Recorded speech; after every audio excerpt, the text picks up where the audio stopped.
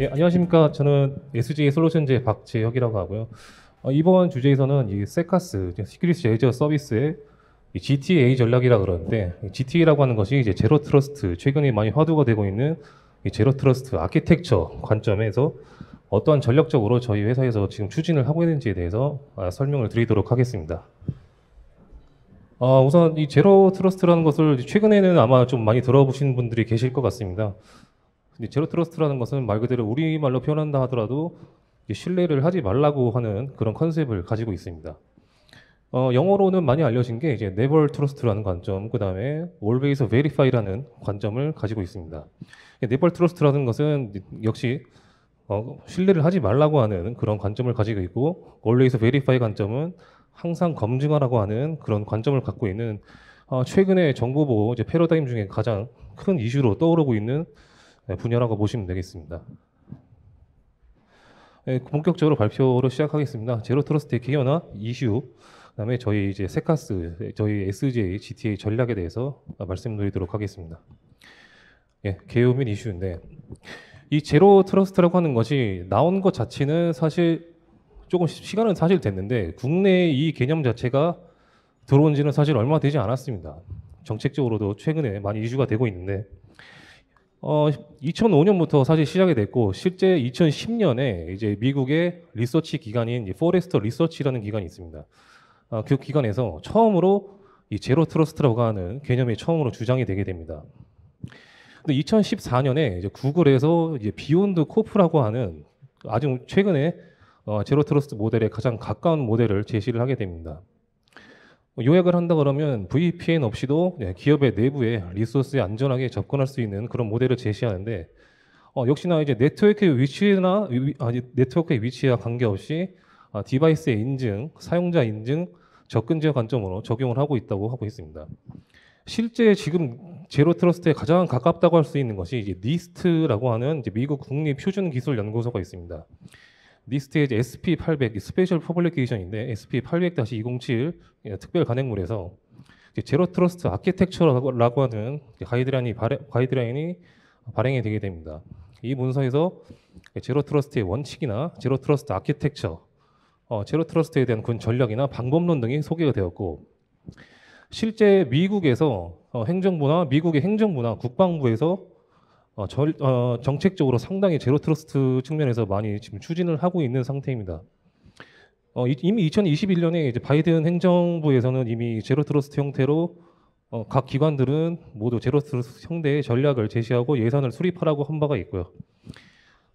이번 연도 2023년 3월에 이제 국가 사이버 보안 전략이라고 해서 이제 미국의 사이버 보안 전략에서도 이 제로 트러스트가 상당히 많이 언급이 되고 있습니다. 그러니까 국방부라고 하는 것이 이제 미국 국방부인데 DoD 기관에서 이제 제로 트러스트 전략과 이 제로 트러스트에 대한 레퍼런스 아키텍처까지도 공개가 된 상황입니다. 이제 우리나라가 또 중요한 부분인데 또 한국에서도 이제 최근에 정책적 기조이죠. 디지털 플랫폼 정부 정책을 기조를 바탕으로 또 상당히 정보 보호에도 많은 투자가 되고 있는 상황인데 과기정통부에서 이제 제로 트러스트 정책 포럼을 지난해 이제 발족을 했었고요. 저희 회사도 이 포럼에 참석해서 또 중추적인 역할을 좀 하고 있는 상황입니다. 다음 달에 이제 국내에 맞춰진 국내 실정에 적합한 이제 제로 트러스트 안내서가 발간이 될 예정에 있고요. 실제 우리나라 맞춘 국가 표준화까지도 추진할 계획에 있는 상황입니다. 미국 같은 경우 또 좀 더 살펴본다 그러면 아까 말씀드렸던 니스트 SP800-207이 상당히 중요한 부분이라 보시면 되겠고 국방부에서 이제 제로 트러스트 레퍼런스 아키텍처를 발표했는데 실제 이 제로 트러스트라고 하는 것은 단순한 이런 단기적인 관점이 아니라 2027년까지 제로 트러스트에 대한 이 구현 전략과 로드맵을 발표한 상황입니다. 미국 정부의 이제 새로운 이제 국가 사이버 보안 전략도 있는데 지지난달에 나왔던 건데 이 부분이 이제 제로 트러스트의 원칙에 따라서 연방 기업의 방어 및 시스템을 현대화하기 위해서 또 장기적으로 추진하는 이런 전략적인 정책도 발표를 한 상황입니다. 이제 CISA라고 해서 이제 사이버 보안 및 인프라 보안국이라고 하는 곳이 있는데 이 기관에서 이미 2021년부터 이제 제로 트러스트에 대해서 이제 성숙도 모델, 머추리티 모델이라 그러는데 성숙도 모델에 따라서 크게 3단계에서 4단계에 걸쳐서 이 제로 트러스트에 대한 요구사항이라든지 이 성숙도 단계를 구체화한 바가 있고 실제 지난달에 이제 버전 2.0까지 성숙도 모델이 발표가 되었고 또 많이 지금 알려지고 있는 상황입니다. 국내 이제 제로 트러스트 관련된 이슈를 살펴본다 그러면 이제 당연히 이제 디지털 플랫폼 정부의 관점으로 보시면 될 것 같은데 지난달에 이것도 나왔습니다. 디지털 플랫폼 정부 실현 계획이 실제 발표가 되었는데 이 부분에서 이제 새로운 환경에 부합하는 신보안 체계를 도입한다는 관점으로 2025년까지 이제 신보안 체계 도입의 일환으로 제로 트러스트 보안이 이제 명시가 되어 있는 상황입니다. 그리고 당연히 이러한 관점이 있기 때문에 정책적으로 이미 설정이 되어 있는 바가 있고 역시나 국가 사이버 보안의 이런 전략 대전환 측면에서 굉장히 많은 흐름이 바뀌고 있는 상황입니다. 역시 과기정통부에서도 이제 국가 표준화를 추진하겠다고 밝힌 바가 있고요. 우리나라 이제 한국형에 맞는 이 제로 트러스트 모델도 아까 말씀드렸던 이제 미국 국방부 모델이나 이제 성숙도 모델 같이 지금 수립을 하고 있는 상황입니다. 역시 많은 이런 산업 분야, 금융이나 방산, 민수, 공공 등 여러 분야에서도 최근에 많은 이 제로 트러스트에 관심이 있는 것을 알 수가 있습니다. 일반적으로 이 제로 트러스트가 출현된 배경이 여러 가지가 있는데 가장 기준 형태로 많이 알려져 있는 게 다음과 같은 형태입니다. 이제 페리미터 시큐리티 모델이라 그러는데 경계 보안 모델이라 그럽니다. 경계 보안 모델이라고 하는 것이 일반적으로 많이 알고 계시는 이제 방화벽이라든지 IPS, 파이어월, DMZ 같은 VPN 같은 형태라 보시면 되는데 이 경계 보안 모델이라고 하는 것이 외부는 신뢰하지 않는 영역으로 보고 내부는 신뢰하는 영역으로 간주를 하고 대부분 또 이렇게 정책이 또 많이 수립이 돼 있고 실제 그런 인프라로 많이 구성이 돼 있습니다. 저희 회사도 이 경계 보안 모델에 또 많이 의존하는 측면도 있는데 이러한 모델 자체가 최근에는 이제 업무 환경이 또 재택이라든지 클라우드든지 여러 형태로 이런 하이브리드 형태를 많이 가고 있는 상태이기 때문에 또 특히나 최근에 또 APT 공격이나 또 랜섬웨어 같은 공격이 또 상당히 많이 있습니다. 이런 부분이 이제 경계 보안 모델의 한계성이 있다는 것은 오래전부터 이슈가 됐었던 부분인데 이러한 부분을 타파하고자 나왔던 것이 이 제로 트러스트 모델이라는 것입니다. 이 부분은 애시당초 아예 컨셉을 외부도 신뢰하지 않고 내부도 신뢰하지 않고 보다 좀 더 진보된 그런 정보보호 전략을 제시한 것인데 크게 네 가지 정도로 설명을 할 수 있을 것 같습니다. 근본적으로 신뢰를 거부하는 이 네버 트러스트 관점, 그다음에 강력한 인증적인 관점, 이 동적인 접근자입니다. 이 동적인 접근자라고 하는 것이 사용자나 이 디바이스, 특히 이 시스템 서버라든지 애플리케이션의 데이터에 접근하는 이런 사용자 디바이스에 대한 상태를 바탕으로 동적인 접근자가 적용이 되어야 된다는 것을 얘기하고 있고요. 지속적인 검증이라 그러는데 지속적으로 이 보안 상태를 평가한 다음에 이 시스템에 안전하게 접근할 수 있도록 하는 그런 관점이 제시가 되고 있는 것이 이 제로 트러스트라고 보시면 되겠습니다. 가장 이제 현실적으로 제로 트러스트에 가까운 현실적인 사례를 볼 수 있는 것이 지금은 이제 종료되었지만 이제 K 방역 사례죠. 최근에 코비드19 사태 때 우리나라 같은 경우는 물론 여러 나라에서도 이러한 비슷한 형태로 많이 진행이 됐었습니다. 기존에는 이제 신분 확인이나 보안 심사만으로도 충분히 입국하고 나서 내부 국가로 들어오더라도 충분히 안에서 이동을 할 때 문제가 없었는데 이런 K방역 같이 코비드19 사태 같은 경우는 당연히 여권 검사나 그런 건 들어가지만 예방접종 증명이라든지 PCR 확인서 같이 해서 동적으로 이런 평가를 했었죠. 그렇게 실제로 입국을 한다 치더라도 언트러스트라는 관점을 적용했습니다. 그래서 QR코드 인증이라든지 그런 식으로 해서 이동 동선을 확인한다든지 또 자가격리 발열 체크를 통해서 동적인 검증, 또 의심 증상이 있으면 항상 진단을 받으라고 하는 그런 관점나 백신도 미접종자가 있다 그러면 또 어느 기관은 이제 못 들어가거나 그런 형태가 있었죠. 이러한 관점으로 보셨을 때 가장 제로 트러스트에 부합하는 모델이라고 보시면 되겠습니다.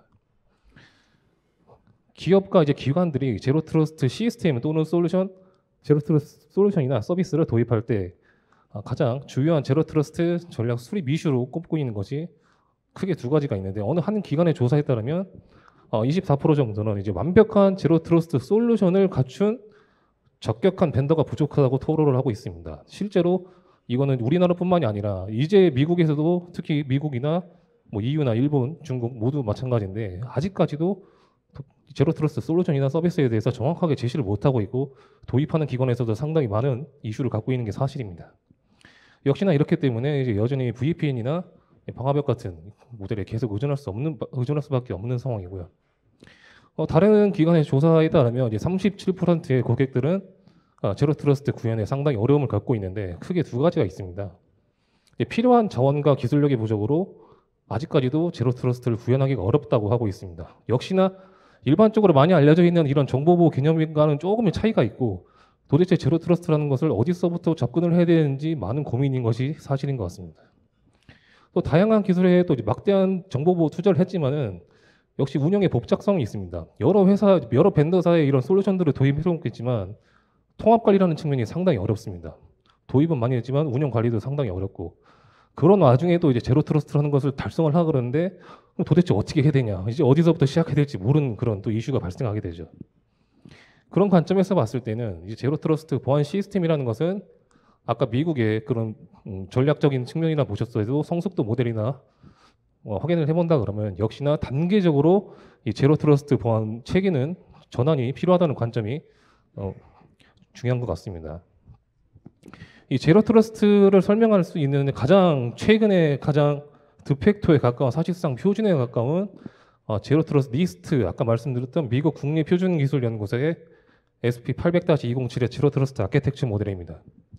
이 부분이 상당히 복잡해 보일 수도 있지만은 사실 간단합니다. 이 정보보호에 어느 정도 컨셉을 이해를 하고 있다 그러면 간단하게 생각하실 수 있는데요. 크게 데이터 플레인과 이제 컨트롤 플레인은 아니는데 일반적으로 서브젝트라고 하는 것은 사용자 관점으로 보시면 됩니다. 사용자와 그 옆에 오른쪽에 보시면 사용자가 이용하는 시스템, 일반적으로 PC 또는 모바일 디바이스로 보시면 되겠습니다. PC나 모바일 디바이스가 엔터프라이즈 리소스라 그러는데 이 엔터프라이즈 리소스라고 하는 것은 보호해야 될 모든 자산이라 보시면 되겠습니다. 이 제로 트러스트 컨셉에서는 니스트에서는 엔터프라이즈 리소스를 시스템, 데이터, 애플리케이션 관점으로 설명을 하고 있습니다. 중앙에 보시면 이제 펄러스 엔포스먼트 포인트라고 그래서 PEP라고 부르는데 우리말로는 정책을 이행하는 포인트라고 보시면 되겠습니다. 이 정책이 이행되기 위해선 정책이 수립이 돼야 되고 정책이 어느 정도 관리가 돼야 되는데 그 부분은 상단에 있는 이제 펄러스 디시전 포인트라고 하는 PDP입니다. 펄러스 엔진과 펄러스 어드미니스트레이터로 구성이 돼서 상단의 PDP에서 결정이 된 정책을 바탕으로 PEP를 통해서 안전하게 사용자 디바이스가 엔터프라이즈 리소스로 접근할 수 있는 그런 전략을 가지고 있습니다. 좌측과 우측에 있는 화살표 같은 경우는 이 아키텍처를 구성하는 요소들로 보시면 되겠습니다. 다음으로는 이제 저희 회사 세카스, 저희 SG, GTA 전략에 대해서 말씀드리도록 하겠습니다. SG GTA 같은 경우는 아까 말씀드렸던 대로 이제 니스트 SP800-207을 기준으로 하고 있습니다. 그래서 크게 사용자와 디바이스, 중앙에 제로 트러스트 정책 엔진 또는 시스템으로 구성이 되어 있고요. 마지막으로 엔터프라이즈 리소스인데 엔터프라이즈 리소스 자체를 또 보호하기 위해서 여러 솔루션을 제시하고 있습니다. 사용자 관점에서는 이 엔터프라이즈 리소스라고 부르는 엔터프라이즈 리소스에 접근하는 모든 사용자는 강력한 신원 인증이 수반이 돼야 된다는 것인데 단순히 1차 인증이나 그런 2차 인증 관점이 아니라 동적인 상태에 따라서 2차 인증을 상당히 다이나믹하게 그런 구성을 하고 있습니다. 또 디바이스 관점은 이제 사용자가 이용하는 디바이스, 보통 PC나 모바일 관점으로 보시면 되는데 엔터프라이즈 리소스에 접근하려고 하는 모든 디바이스에 대해서는 지속적인 보안 검증이 들어가야 된다는 것입니다. 또는 평가가 들어가야 된다. 그래서 보안 평가가 모두 이루어진다 그러면 정확하게 이루어지면 정책 엔진에 따라서 엔터프라이즈 리소스로 동적인 정책을 바탕으로 접근할 수 있는 그런 형태를 취하고 있습니다. 이거는 이제 니스트 아키텍처 모델에 맞춰서 저희가 세카스 모델에 맞춰서 좀 더 구성을 한 것인데 서브젝트가 이용하는 이 클라이언트 PC 관점에서 봤을 때 저희는 UEM이라고 하는 유니파이드 엔드포인트 매니지먼트 관점을 제시하고 있습니다. 두 번째로는 이 PDP, 아까 말씀드렸던 정책 결정 포인트 관점에서는 저희는 ICAM이라고 해서 아이덴티티 크레덴셜 액세스 매니지먼트, 우리말로 한다 그러면 사용자 및 디바이스에 대한 적절한 접근 권한을 부여하거나 관리하는 포인트로 보시면 되겠습니다. 중앙에 이제 펄러스 엔포스먼트 포인트 관점으로는 저희는 팸 게이트웨이라는 것을 적용하고 있는데 이거는 이제 엔터프라이즈 리소스 앞에 게이트웨이 형태로 안전하게 접근할 수 있는 정책 이행 포인트로 보시면 되겠습니다. 그래서 이제 리소스에 접근하는 사용자 디바이스에 대해서 동적인 접근 제어를 이행하는 그런 포인트가 되겠고요. 실제 사용자 디바이스가 엔터프라이즈 리소스로 안전하게 접근했다 하더라도 엔터프라이즈 리소스 내부 간의 공격이나 이런 측면에서 대응을 하기 위한 크게 세 가지 PAM이라고 하는 부분과 CWPP, CNET 관점을 적용하고 있습니다. 이 부분은 뒤에서 자세하게 설명드리도록 하고 위에 이제 보시면은 주황색 부분에 플러스 인포메이션 포인트라고 해서 이 제로 트러스트 시스템을 이제 지원을 하기 위한 정책 정보 포인트로 이제 스트레트 인텔리전스, 위협 인텔리전스와 보안 시각화 시스템, 그다음에 심 시스템을 적용을 하고 있습니다. 첫 번째로 이제 유니파이드 엔드포인트 매니지먼트 관점에서는 크게 이제 네 가지 관점과 리스크 스코링이라는 관점을 적용을 하고 있습니다. 이제 안티머리어라는 관점과 저희는 이제 보안 패치 관리 관점, 보안 수준 평가를 바탕으로 리스크 스코어라는 것을 도출해서 실제 이 사용자와 이 사용자가 이용하는 디바이스의 리스크 스코어를 판단한 다음에 리스크 스코어가 트러스트일 때만 안전하게 엔터프라이즈 리소스로 접근하도록 구성을 하고 있습니다. 안티머리어 같은 경우도 뭐 단순히 시그니처 패턴 방식이 아니라 이제 AI 방식의 그런 인텔리전스를 적용하고 있는 상태고, 이제 보안 수준 평가라고 하는 것이 어떤 형태냐면 보안 수준 평가 리스트가 있습니다. 그 리스트를 바탕으로 그 스코어를 도출하고 그 스코어를 바탕으로 그 엔터프라이즈 리소스로 접근할 수 있도록 안전하게 구성을 하고 있습니다. 이 보안 운영 관리 측면에서 보셨을 때는 아까 말씀드렸던 PDP 관점에서 ICAM이라고 하는 아이덴티티 크리덴셜 앤 액세스 매니지먼트 관점을 적용하고 있습니다. 이 부분이 이제 제로 트러스트 정책 시스템의 관점으로 보시면 되겠는데 크게 6하원칙에 근거해서 설명을 드릴 수 있을 것 같습니다. 누가 언제 어디서 무엇을 어떻게 왜라는 관점으로 누가 이제 과연 인가된 사용자와 디바이스만이 접근을 하고 있는가 라는 관점을 보실 수 있겠고, 또 어느 시점이죠. 사용자 디바이스가 과연 인가된 시점에만 접근을 하고 있는가라는 부분도 적용이 되고 있고, 과연 또 인가된 위치에서 적절하게 접근을 하고 있는가도 이제 IP나 맥이나 GPS 정보나 디바이스 정보를 바탕으로 정책을 적용하고 있습니다. 가장 중요한 부분이라고 할 수 있는 이 제로 트러스트 역할과 정책적인 측면에서 과연 적절한 정책으로 동적인 접근적을 바탕으로 적절하게 평가와 통제를 하는가라는 관점으로 이 제로 트러스트 시스템을 설명하고 있습니다. 요약한다 그러면 이제 완전하게 인증되고 인가된 사용자만 디바이스만이 이제 사용자 디바이스의 보안 상태를 평가를 하고 그에 따라서 사용자 디바이스의 인증 및 접근 관리가 들어가는 부분이라고 보시면 되겠습니다. 이 부분이 이제 아까 말씀드렸던 PEP 부분, 정책 이행 포인트 관점으로 PAM 게이트웨이, 프리빌리지드 액세스 매니지먼트 게이트웨이 방식인데, 이 부분은 이제 엔터프라이즈 리소스, 보호해야 될 모든 자산이라고 할 수 있는 저희 관점에서는 이제 시스템 관점으로 많이 설명을 하고 있는데, 이 리눅스 서버나 윈도우 서버 등등이 있죠.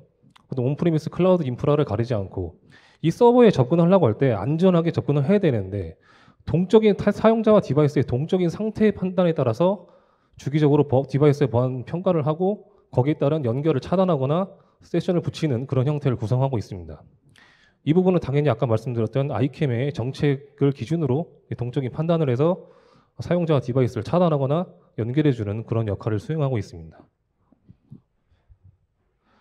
이 부분은 이제 엔터프라이즈 리소스까지 접근을 하고 나서도 엔터프라이즈 리소스 내부에서 이제 공격이 발생할 수 있는 측면을 대응하기 위한 이제 세 가지 전략을 저희가 제시하고 있는데, 첫 번째로 이제 PAM이라는 관점을 적용하고 있습니다. 좀 전에 말씀드렸던 게이트웨이 방식의 PAM이 아니라 서버 에이전트 기반의 PAM입니다. 특정 사용자나 이제 디바이스에 대해서 접근 통제를 적용을 하고 있는데, 이 부분은 역시 최소 권한을 바탕으로 파일 및 디렉토리 접근 통제라든지 명령어 통제, 로그인 통제, 이런 프로세스 통제 같은 관점을 적용을 하고 있습니다. 두 번째로는 이제 CWPP 관점을 적용하고 있는데, 이제 클라우드 워크로드 프로텍션 플랫폼 관점을 적용하고 있습니다. 그래서 호스트 IPS, 호스트 안티머리어, 무결성 검사, 애플리케이션 통제 관점을 적용하고 있습니다. 세 번째로 이제 CNAP인데, 이제 클라우드 네이티브 애플리케이션 프로텍션 플랫폼 관점에서 저희는 이제 컨테이너 보안적인 측면에서 이 부분을 특히 적용을 하고 있습니다. 이 오른쪽의 그림을 보시면은 이제 왼쪽에 있는 구간과 오른쪽에 있는 구간을 보시게 되면, 예를 들어서 온프리미스에서 클라우드 형태로 뛰어넘는 형태를 구간과 구간을 넘어갈 때 보통 노스 사우스 형태라고 보시면 되는데, 이런 노스 사우스 형태의 공격들은 대부분 기존의 경계 보안 모델인 IPS나 파이어월이나 그런 일반적인 VPN이나 이런 형태로 어느 정도 대응이 되는 측면이 있는데, 문제가 뭐냐면 이 세미나에서도 이제 세카스 측면이 있는데 이제 클라우드 환경으로 가면 얘기가 많이 달라집니다. 이 클라우드 환경 같은 경우는 전부 가상화 환경이기 때문에 VM이나 또 컨테이너 환경이기 때문에 이 내부 간에 이스트, 웨스트 같은 공격이 발생할 수 있다는 것입니다. 우리가 갖고 있는 이런 서버나 서버 워크로드는 문제가 없지만 내 거가 아니라 남의 서버에서 발생하는 공격이 내 서버로 침투해 들어올 수 있는 그런 측면을 말씀드리는 건데, 또는 이제 레이터를 무브먼트라는 관점입니다. 횡적인 이동 공격이 발생할 수 있다는 겁니다. 그래서 역시 이제 보호해야 될 엔터프라이즈 리소스, 저희는 시스템 관점에서 세부적인 보호 조치가 들어가는데, 이 부분이 이제 제로 트러스트에서 많이 언급이 되고 있는 이제 마이크로 세그멘테이션 관점이 있습니다. 마이크로 세그멘테이션이라고 하는 것은 세분화해서 세분화된 보호 조치가 들어가는 부분이라고 보시면 되겠습니다. 크게 이제 두 가지 관점으로 마이크로 세그멘테이션을 보시면 되겠는데, 아까 말씀드렸던 팸 기반으로 서버의 통합 관리를 바탕으로 서버의 중요도에 따라서 세그멘테이션을 적용합니다. 세그멘테이션 한 다음에 그 부분에 대해서 최소 권한을 적용을 바탕으로 파일 디렉터리 잡군 통제를 적용하는 그런 관점을 적용하고 있고, 특히나 CWP 관점에서 이 서버 워크로드마다 모두 CWP를 적용을 해서 호스트 IPS나 호스트 안티머리어, 호스트 파이어월 같은 관점을 적용해서 굉장히 촘촘한 그런 세그멘테이션 정보 보호 전략을 적용을 하고 있습니다. 이 부분은 이제 정책 지원, 제로 트러스트 정책 지원 측면에서 이제 세 가지를 저희가 적용을 하고 있는데, 스레드 인텔리전스, 우리말로 위협 인텔리전스 관점을 적용을 하고 있습니다. 아까 말씀드렸던 이제 UEM에서 이제 안티머리어 측면에서 시그니처 패턴 방식 플러스로 저희는 인텔리전스 기반으로 적용을 하고 있는데, 이 부분은 이제 AI, 머신러닝, 저희 자체 알고리즘을 바탕으로 위협 정보를 분석을 하고 스코어를 제시하고 실제 분석 결과를 제시해서 고객사에서 이런 부분을 많이 참작을 해서 활용하실 수 있도록 그 인텔리전스 서비스를 적용하고 있습니다. 두 번째로는 이제 심 관점에서 심 관점에 저희는 APT 탐지 및 대응 관점을 적용하고 있습니다. 그래서 이제 시스템 서버에서 발생하는 그 로그들과 이제 PC 디바이스에서 발생하는 로그들을 모두 취합을 해서 빅데이터 기반의 머신러닝을 바탕으로 이제 위협의 베이스라인을 도출하게 됩니다. 베이스라인을 도출해서 실제 위협에 대한 이벤트를 모니터링한다든지 위협에 대한 이벤트 정규화, 또 위협을 많이 분류를 하기도 하고 실제 APT 관점에서 봤을 때 위협 단계를 분석할 수 있는 부분을 적용하고 있습니다. 실제 이 위협이라고 판단될 수 있는 부분에 대해서 이벤트를 분석하는 그런 형태도 적용을 하고 있고, 이 위협이라 판단될 수 있는 부분에 대한 경로를 분석하거나 행위를 지원하는 측면도 적용하고 있습니다. 마지막으로 시큐리티 비주얼라이제이션, 보안 시각화 측면에서 저희는 정책 지원 측면에서 적용하고 있습니다.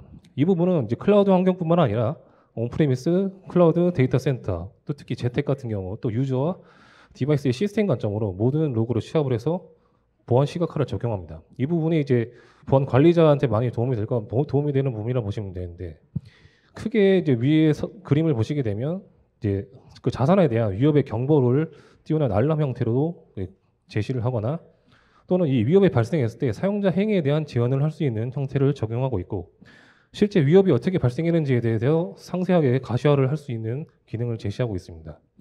또는 또 사용자 행위가 또 위협이 어떤 형태로 들어왔는지 확인할 수 있는 그런 가시화도 적용하고 있습니다.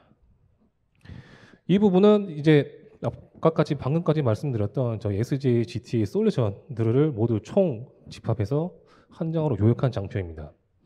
이 부분은 이제 저희가 이제 세카스 형태로 이제 시큐리티 애저 서비스 모델로 저희가 GTA 제로 트러스트 아키텍처 솔루션 형태로 지금 사업을 추진 중인 그런 모델인데, 좌측에 보시면 UEM, 유니파이드 엔드포인트 매니지먼트 관점으로 사용자 PC에서의 안티머리어, 보안 패치 관리, 보안 수준 평가, 애플리케이션, 디바이스 통제 관점을 적용하고 있습니다. 중앙에 보시면 이제 저희 PDP와 PEP 관점에서 아이캠과 팸 게이트웨이를 적용하고 있습니다. 우측에 보시면 엔터프라이즈 리소스 측면에서 저희는 특히나 시스템 관점에서 엔터프라이즈 리소스 시스템 관점에서 서버 에이전트 기반의 팸, CWPP, CNAP 관점을 적용하고 있습니다. 그리고 하단에 보시면 방금까지 말씀드렸던 정책 지원 포인트로서 이제 PIP로 보안 시각화와 위협 인텔리전스, 그다음에 심 관점의 APT 탐지 및 대응 관점을 적용하고 있습니다.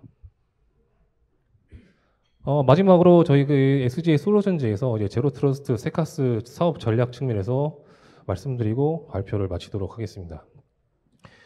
SJ GTA 같은 경우는 이제 제로 트러스트 원칙에 보다 부합하는 제로 트러스트 아키텍처 플랫폼과 솔루션을 제시하고 있는데 일반적으로 이 제로 트러스트 솔루션이나 서비스를 아직까지도 정확하게 제시하는 기업이 없는 것이 사실이기도 하고 사실 제로 트러스트를 모두 한다고 하는 그런 기업들도 보면은 사실 거의 20%나 30%밖에 충족을 못하는 그런 형태가 많습니다. 예, 그렇지만은 저희 회사 같은 경우는 아까 말씀드렸던 니스트 아키텍처 기반의 클라이언트에서부터 PDP, PEP, 엔터프라이즈 리소스 플러스 알파로 정책 지원 포인트까지 아주 강력하게 제시할 수 있는 플랫폼과 솔루션을 제시하고 있습니다. 사용자 PC 관점에서 방금까지 말씀드렸던 UEM 관점, 또 PEP 관점, 또 PDP 관점, PIP, ER 솔루션인데 일반적으로 대부분의 제로 트러스트 솔루션들을 제시하는 기업들을 보시면 대부분 PEP 관점이나 또 PDP 관점으로 특히나 이제 네트워크 기반의 이 제로 트러스트 솔루션을 제시하는 곳이 상당히 많습니다. 이제 어디라고 딱 제가 말씀드리긴 그런데 저희 경쟁사이기도 해서 대부분의 네트워크를 기반으로 이 제로 트러스트 솔루션이 많이 제시가 되고 있지만 저희 같은 경우는 그 플러스 알파로 네트워크도 당연히 대응을 할 수 있고 대응하는 측면도 가지고 있고 UEM과 이제 PIP와 특히 ER 솔루션 측면에서 강점을 가지고 있습니다. 특히나 이제 클라우드 환경에 적합한 저희가 세카스 타겟의 지금 제로 트러스트 솔루션을 실제 제시를 했고 이거 관련돼서 국내 이제 CSP 사업자 실제 지금 사업을 추진 중에 있고 실제 사업을 진행 중에 있습니다. 그래서 실제 세카스 고객 측면에서 봤을 때 세카스 측면의 솔루션 상품을 제로 트러스트에 적합하게 바로바로 활용하실 수 있도록 그렇게 진행 중에 있고요. 니스트 SP800-207 기준으로 저희 이제 풀스택 GTA라고 부르는데 말씀드렸던 서브젝트가 이용하는 디바이스, PEP, PDP, 엔터프라이즈 리소스 측면에서 풀스택의 제로 트러스트 아키텍처 솔루션을 제시를 하고 있습니다. 특히나 다른 저희 기업에서나 경쟁사에서 제시하지 못하는 이제 엔터프라이즈 리소스 그 시스템 자체에 대한 보호를 위해서 이제 팸과 CWP의 신임 관점을 제시를 하고 있고 최근에 이제 저희는 이제 과기부 키사 주간에 제로 트러스트 산업 분과 포럼을 이제 활동 중에 있습니다. 그래서 제로 트러스트 관련된 활발한 또 산학연 활동을 하고 있고 실제 그런 활동을 통해서 가장 발빠르게 국내에서 제로 트러스트 관련된 기술을 수용을 하고 즉각적으로 적용을 하고 있는 상황입니다.